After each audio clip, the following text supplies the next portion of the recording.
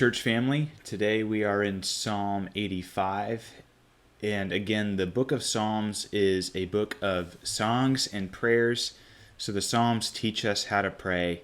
So I want to walk through how this psalm teaches us to do that right now as we look at this psalm together. Psalm 85, to the choir master, a psalm of the sons of Korah. Lord, you were favorable to your land. You restored the fortunes of Jacob. You forgave the iniquity of your people, and you covered all their sin. Selah. You withdrew all your wrath, and you turned from your hot anger. Restore us again, O God of our salvation, and put away your indignation toward us. Will you be angry with us forever? Will you prolong your anger to all generations? Will you not revive us again, so that your people may rejoice in you? Show us your steadfast love, O Lord, and grant us your salvation.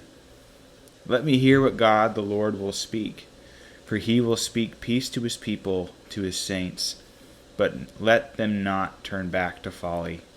Surely his salvation is near to those who fear him, that glory may dwell in our land. Steadfast love and faithfulness meet, righteousness and peace kiss each other.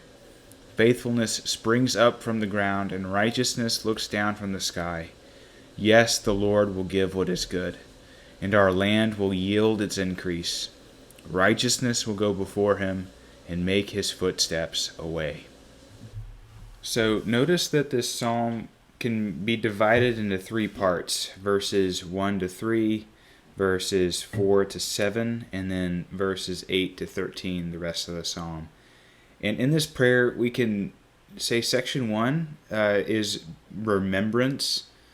Section 2 is the petition, and then the last section is to listen.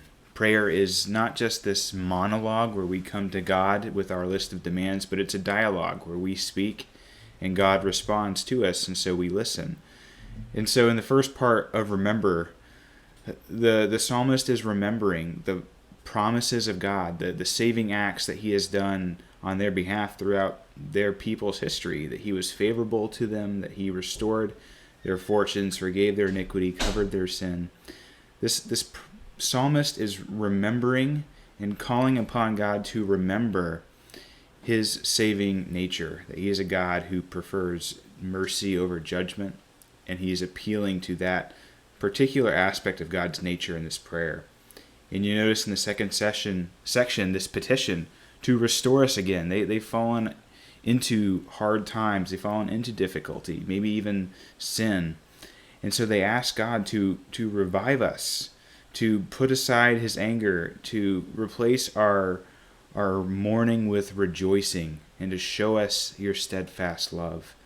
So having remembered a promise of God, having remembered his character, they make their plea, and then they stand still and listen. And in their listening, they see God's faithfulness. These attributes, these characteristics of God come back to the foreground, and we see steadfast love and faithfulness, righteousness and peace, all come back into the psalmist's experience. This prayer for restoration, for revival is being answered. The Lord gives his people what is good. He gives them increase. He overflows his blessings toward his people. And we know this to be true, don't we, in the person and work of Christ for us?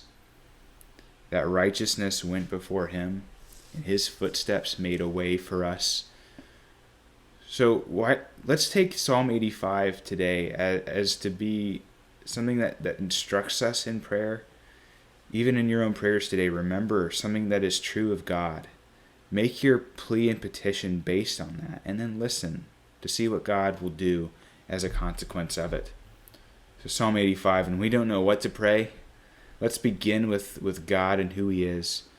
Pray back his nature, rest in his promises, and then listen and watch and see what all he'll do.